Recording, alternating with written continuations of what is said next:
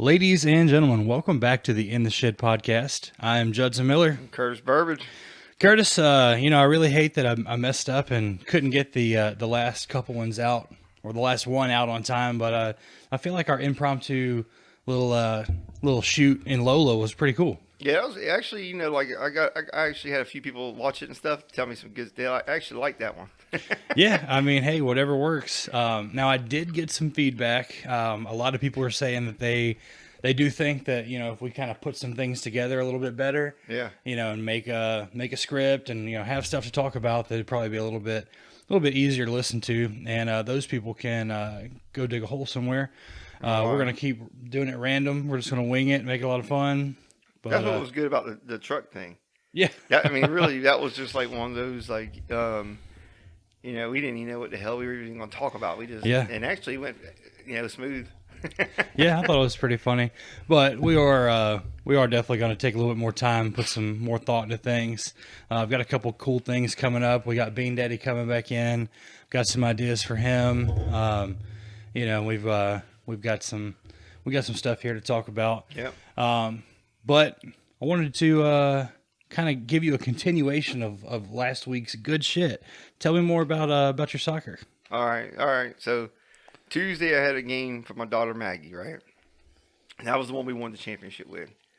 So we go out. And I'm gonna be honest about myself. Remember I told you my wife said I was really a loud person, right? Well, I really took notice this time because you could tell like the older kids, the next level up, their bench backs up to ours. Okay. So if they have a game going at the same time, the players and coaches are right behind us. Right. Like from me to that wall. And and I could just turn around and look back, man. They're like, "Shut the hell up, dude!" Because when I get in it, I'm in it, man. Right. And when we score, I know my shirt goes up like my stomach's all hanging out and shit. So I do boom. Okay. I do yell boom when we score. I don't know why I do it. Just I've always done it. And it's just I didn't even know I was doing it until Ben actually pointed it out one day. He said that was bad sportsmanship. Whatever. What would Ben know about sportsmanship? You know where that comes from? He's always used to losing. Yeah. Yeah, he's not used to being able to holler like that. You're not first, you're last. But anyway. There you go. So, yeah, we won that game. And it was against a coach that I didn't like from last year. He's a dirty player. So anyway, I seen him out there the other day. Remember I sent that picture to y'all? Yeah. Thursday. Look at that bastard over there. We play him again in a couple weeks. So like I said, we were gonna have a talk before that game. Yeah. This is gonna be a talk where it's gonna be me and him. There won't be no witnesses to it. And it's just gonna be hey man, don't do that shit no more. Yeah. That's I realize that these are kids, but at some point in time, you got to start teaching them how to be good sportsmen and kind of classy, Well, I think he got his ass kicked as a kid. I do. I think he got his ass kicked as a kid, and he's trying to take it on the rest of the world. But anyway. That sounds about right. So Thursday, we had Jackson's game. And that was the team that gives me migraine headaches because they're like 6 and 7 years old, dude. And right. They don't listen. Like, it's horrible. They have Dance Party Evolution out there. They're out there dancing and shit during the game. I'm like, what are y'all doing? The ball's coming off. So... Can't stop the music, man. Dude, but Jackson's got a girlfriend on the team, right? Ooh. Her dad, man, he's tall. He's a big guy. He's not big, but he's taller than me and stuff. And he said he wanted to be assistant coach just to watch them two because they're in class together. But, I got you. They got it bad, dude. Keep an eye on them. Oh, for 6 years old, them two, man. She's like crazy over Jackson. Well, he goes out there, man, and he really took control of the game. And really? We wouldn't have won if it wasn't. He scored only 2 points we had. And I was proud of him, man. I was proud of him. He did good. The whole team actually came together pretty good. That's awesome. But she's a beast too, man. But she didn't. She took shots, but she just didn't get them. But yeah, it was fun, man. It was a good week. Hey, you just keep shooting, man. Eventually, you'll hit one. That's all I'm saying about it. Just tell them, I said, Bo, just go out there and try. That's all I want y'all to do is try. I'm competitive, man. I love to win.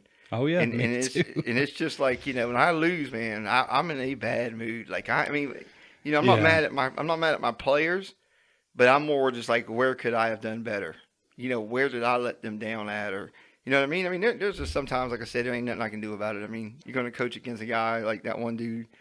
He's just going to smoke us every time. And like when I see him, I get so pissed off. He's the nicest guy in the world.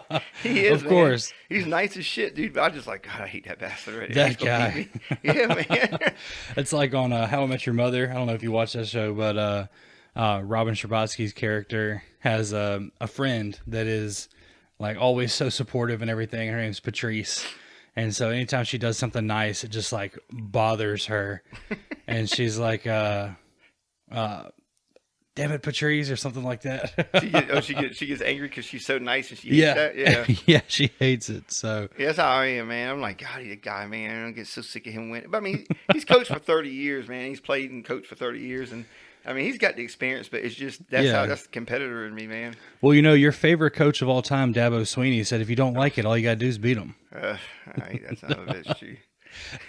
Yeah, and you know what, though, man? I would love to just coach against him one time. But I mean, give me any college team you want. I just want to coach against him one time.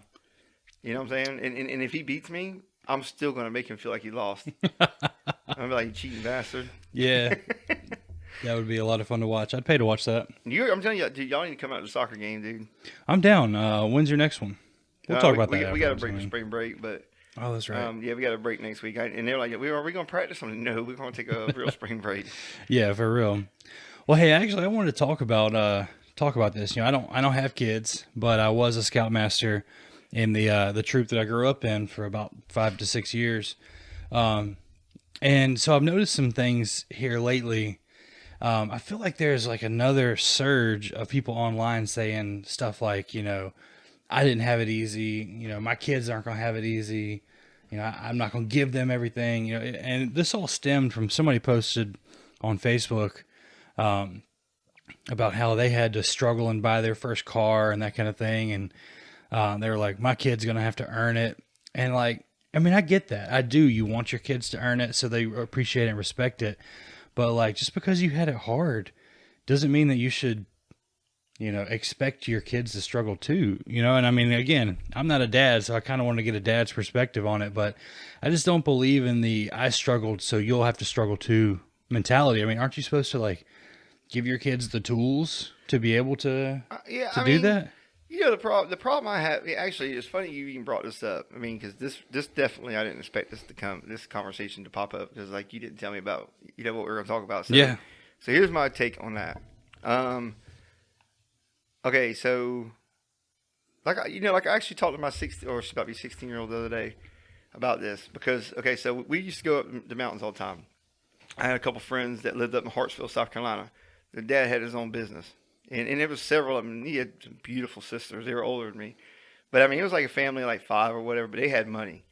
And the 2 kids that were about my age, they had cars, and they were like 14. Oh, Their parents had bought them cars and shit. You know what I'm saying? Like, that's how much money they had. So we'd go ride the go-karts down at the little place like a mile up the road. And my dad would be over there hanging out. My mom and dad would be hanging out with his parents. And the dad would go, all right, come here, boys. He'd pull his wallet out and give them like $150 each just to go to go-kart place with games and stuff. My dad would pull out $40. And I'm like, that's it? He's like, give that shit back then. What do you mean that's it? He was like, give it back then, shit. If you don't want it, I'll take it right like, back. All right. So I'd have to sit there for 3 hours and watch these kids have a good time, you know? But I mean, hey, like I was telling her, you know, that's just, you know, I mean, my dad made money, but, you know, we didn't live in the best neighborhoods and stuff. But I mean, we always had food and clothes and stuff. But, I mean, that's what's important. Yeah. But I mean, like, you know, but I told her, I was like, hey, you know, when I found out more about them later on in life, you know, they were all coked out and just been in, you know, DUI. I mean, they just, your parents? No, the 2 boys. Oh, they were my parents. I was like, what? My dad says my mom was on PCP when she was pregnant with me, because that's what's wrong with me. That makes sense. And then he says he was on night shift. I'm not his son when that was me, but everybody told him that he acts like he did. So he can't deny that. That's funny. But yeah, I mean, it's just one of those things, though, man. Like, so anyway, long story short. I give her that as an example of, like, you know, kids that get shit handed to them.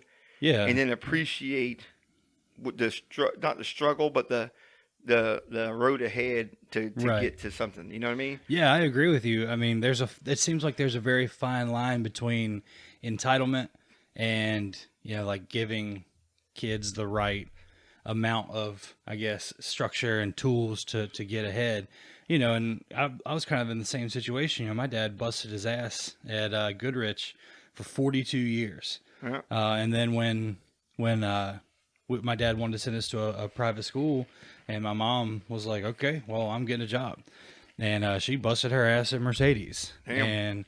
And, you know, so my family worked hard, and we never precedent I never wanted for anything. Yeah. I mean, now, of course, I feel like I'm a pretty hard worker now. Yeah. My mom definitely didn't slack off on me when it came to scouts. And I'll tell you right now that my dad offered zero space or leniency when it came to sports and football and wrestling and, Oh, yeah. Track, all the stuff we did, and he was very heavy on us about, if you quit, you'll be a quitter forever. Yeah. And I know that's so cliche, but it's so true. No. I'm all. See, that's how I mean, hell, look at me. I tried out for basketball 4 times. That's incredible too. You know what I mean? Like, I mean, yeah. I mean, a lot of people would be embarrassed at that, but I mean, if you really look at the whole picture, it's not embarrassing to me. It's like, hey, I'm you have to cut me every time. Right. I'm going to make you cut me. Yeah, you're gonna waste ink. You're not gonna break me. Right, and that's why I correlated that to sales.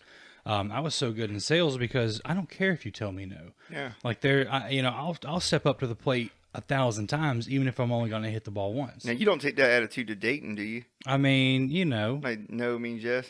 I don't have the. I mean, no definitely means no in my opinion. I've just never had anybody tell me, I'm so darn good looking. I mean, look at all this. No, yeah, I know. Normally, that's how it's been for me. Normally, I'm the one saying no. Right, guys, you're gonna have to just calm down a little bit. Yeah, no lie, man. Especially you, Jamie. Right. Gosh, not a baby factory. Oh my gosh. Well, anyway, so getting back to that, I had a couple other things I wanted to talk about, like communicating with your kids. So I've been thinking about this a lot, and I don't know why. Like that just kind of triggered something in my brain to think about, like, how do you. So, I mean, you're a coach. You're obviously killing it. You got 5 kids, and I mean, I feel like you have a good relationship with your kids. I did scouts and stuff, and I had a great relationship with those guys. So, like, how could you keep that from happening? How do you keep that sense of entitlement out, but still instill, a good sense of work ethic and that type thing? Because that was also, when I mentioned this the other day to Ben, he was like, yeah, some of these people around here just hadn't got it. Well, see, that's another thing that's funny. You're bringing that up. So, on soccer, let's say, and I have this happen every year, coach. And we'll go through weeks and weeks of practice for our first game, and I'll say, okay, this is where you're lining up at. Okay, don't fight with me on this. Do your job, and if you do good, say, hey, coach, I would like to try offense one time. Yeah, I say, well, do what I'm asking you to do. If you work your butt off, I'll throw you in offense. And you got to crawl before you can walk, man. Yeah, and you know what, man, I've had a few kids, and I keep my word on it. Every single time I've kept my word, because I don't ever want you to work your ass off and then boom, I never do what I said I'm going to do. Then you're going to say, well, he's full of shit. So every time, dude, I got one right now. I'm going to bump him up the offense next game we have because he did his job the other night. And he ain't the most talented player I've got. But he did his job, and he did what I asked him to do, and he was on it and he didn't slack. So I'm going to give him where, and I had to do that last year. And, but I mean, like, that's the only way to give them incentive is, don't fight with me, do your thing, and then boom, you're going to get rewarded. And I do it every single time. Now, Maggie, she got pissed with me the other night because she asked to play offense. I put her in the offense. And she did pretty good. You know what I'm saying? She did pretty good. It was her first time, and like I said, they were a very physical team. But I felt that I needed to protect her. And that's why I put her back in goalie, and I could tell she was a little upset about it. Oh, I'm sure. So I told her, then I called her later on. I said, "Listen, Maggie, they were playing dirty. They were elbowing, they were pushing, they were kicking." And I was like, "That's the only way I could keep you safe and still be a coach." I said, because if one of them would have did that to you out of what he's telling them to do, I would have whipped his ass on that field. Oh, you know? yeah. So I mean, that was a way to protect both of us, because I mean, I don't like that kind of stuff with kids that aren't my blood, much less watching somebody go out there and try to hurt my daughter. Yeah. So like I'm gonna give her another shot coming up. She did, because she was on it. She was on it. She was doing pretty good. Well, good for her. But I mean, yeah, it's about rewarding though. It's about rewarding. It's about telling them, even though they didn't do a good job on something, find something good they did do. And say good job on that. Yeah, and you mentioned that kid is not your most talented, and talent only gets you so far. You have to have that work ethic behind it. I mean, I know tons of people that are just wildly talented with different things, but they don't apply themselves.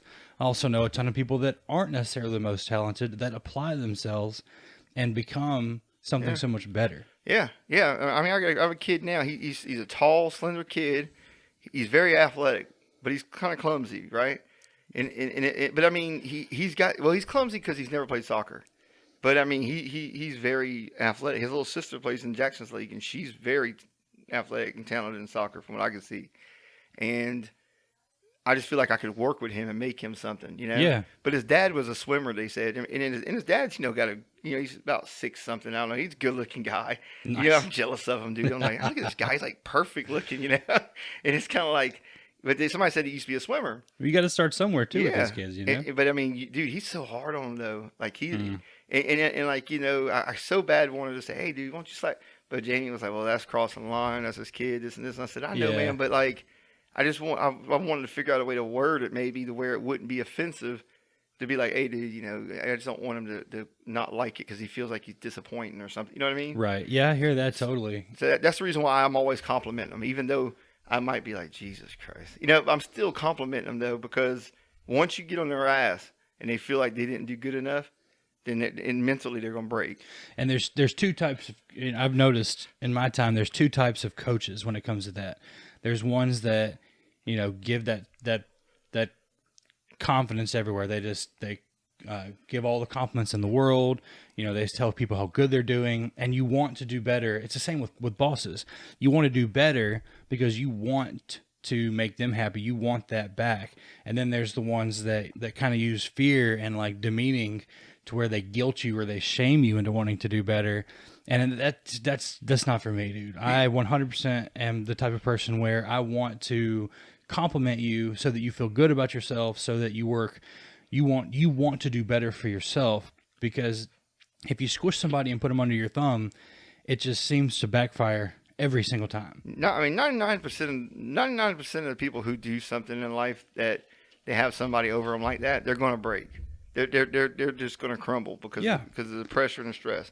You're not being built up. Yeah, I mean that's how I am. I mean, like that's why whenever my kids do something good, like a stop or a score, I mean, like I really am vocal, and I probably look like a fool out there because I mean, you can see people who are kind of laughing at me a little bit. Oh yeah. But I mean, like I celebrate them out there, to let them know that, hey man, that was amazing what you just did, Yeah. It's just that's how you got to be. What is crazy, so in Scouts I noticed those kids probably don't get a lot of that.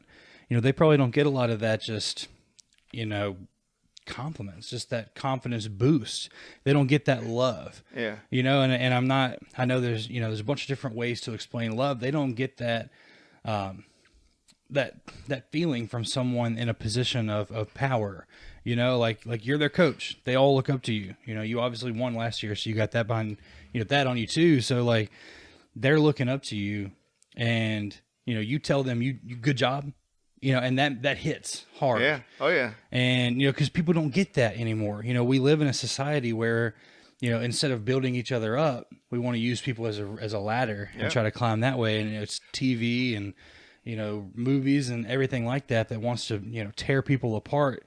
Instead of you making yourself look higher, you have to tear. And that's how it is, unfortunately, in a lot of workplaces, including ours. Yeah. I love our place of business and I love everybody that we work with, but there's some that, they think that their way to get ahead, they don't want to put any work in. They don't want to work harder. They want to keep doing what they're doing. So they want to tear the rest of us down. Yeah. And those people are not for me, dude. No, I know. I mean, unfortunately, man, that's just how the world is, though. I mean, and that's why, I try. That's like I said. That's just why I try to give them. I try to give them that. If they miss the kick, So and what? the ball goes out of bounds, I say, hey, at least you shot. At least you try to kick it in. Yes. At least you just didn't say, oh, I'm scared because somebody's coming. At least you try to kick it in. And at the end of the day, this is peewee soccer. Yeah, well, yeah. Jackson's is Pee Wee and Maggie small fry, but yeah, they're still like 8, 9, and 6 and 7. At the end of the day, this does not matter. But this is where it starts, though. Right. You know what I'm saying? That confidence. This is where it starts. I mean, my parents, man, they were a little more hard nosed. You know what I'm saying? Like that's like the whole Tourette's battle I went through growing up. I mean, I had my demons in me. I was battling because I felt like a outsider to everybody. I Oh, I'm felt sure. different. People were staring at me if I went to the mall or wherever.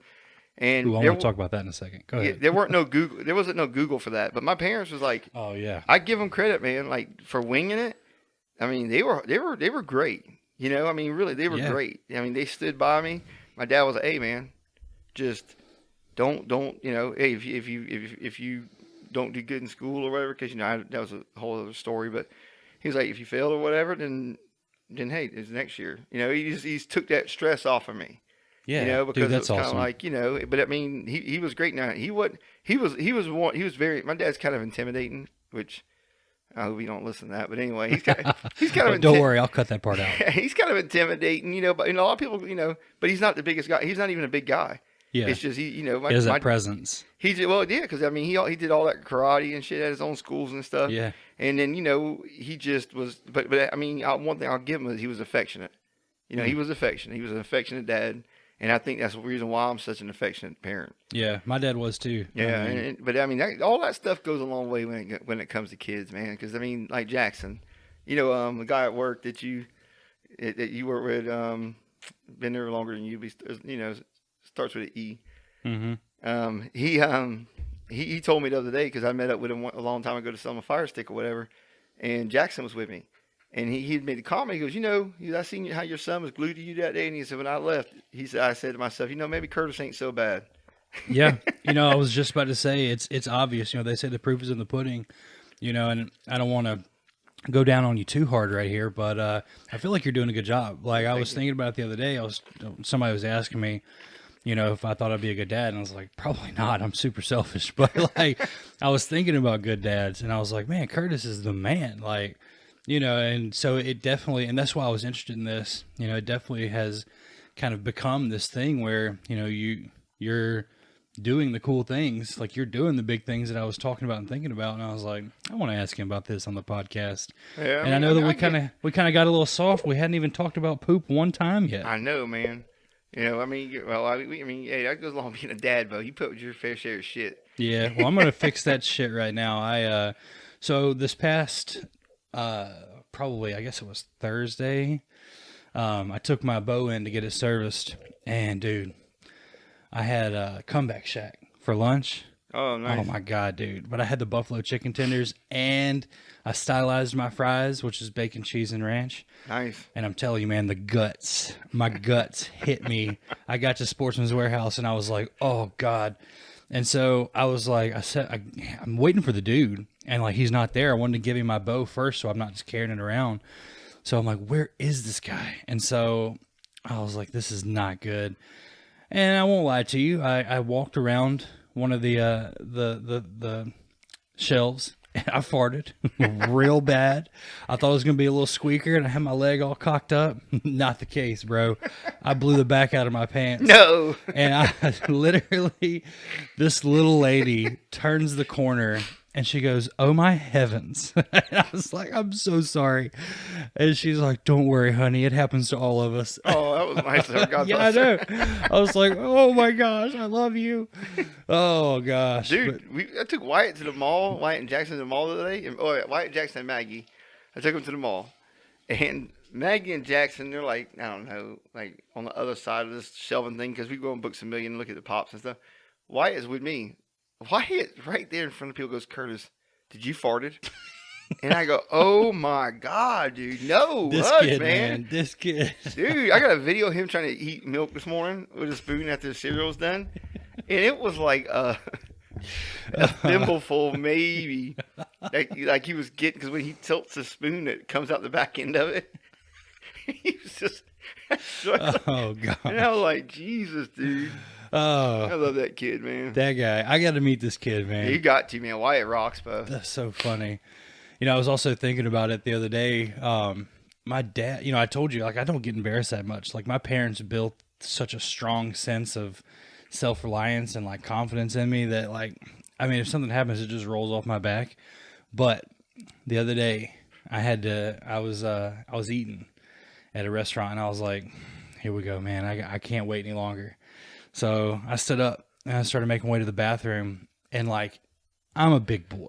I'm 6'2", 6'3", about 375. You know, as you can see, I'm wider than the table here.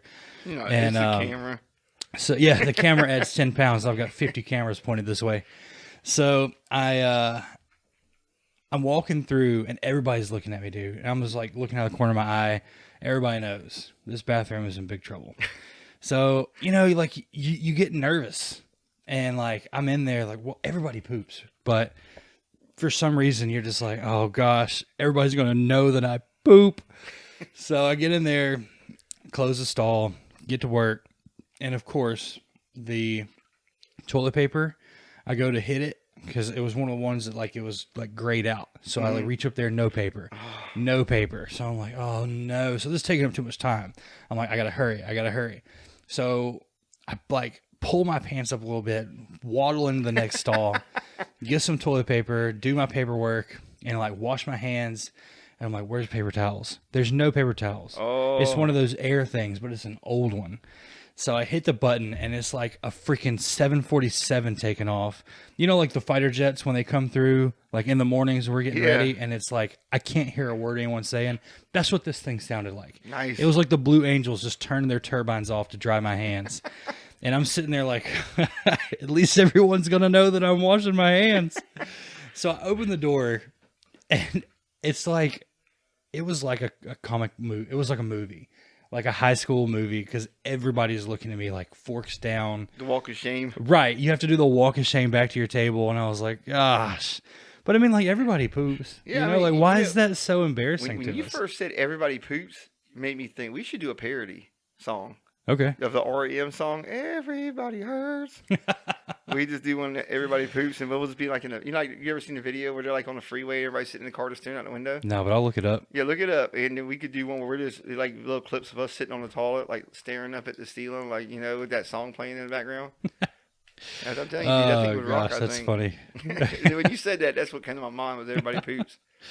Oh gosh. Well, hey, that actually reminds me. You know, I told you earlier, my parents is, you know, kind of built me up here. But one time I was complaining. My coach was my track coach. He was just trying to get me to do this technique right, and I could not get it for javelin. And I was like, I don't get it. And so he got upset, and he was like, I don't even want you to start. Like, I'm going to put your brother in. Damn. Yeah. First of all, like, man, That's like Logan and Jake Paul shit. Man, I hate those guys, dude. I hope somebody just knocks both them out. But yeah, so I was like, oh my gosh, my brother is going to be the one. So, and I've talked to my dad about it, and I was like, I don't get it. I put in the time, I do the work, you know, I've still got good numbers. And I was like, I hate it. Like, and so my dad's like, son, get over it. And I was like, what? You're supposed to be on my side. And he's like, get over it. Like, you have to go out there and work harder, because I'm not going to go out there and do it for you. I can't do this for you. I can't want it for you. If you want to, you have to go out there and do it. Yeah.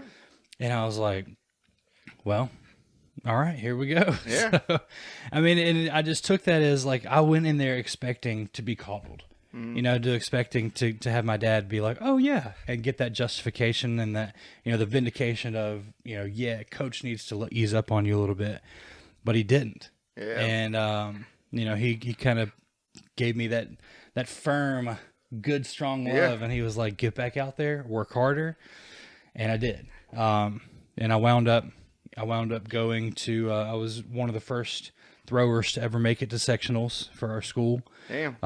And I wound up taking third in sectionals. I'm sorry, taking third in sectionals that year, but this actually happened my junior year, and I won sectionals. Damn. In all 3 throwing events. So I was pumped, dude. It was pretty cool. My dad's not like that at all, dude. It's not like that. That was kind of encouraging what your dad said.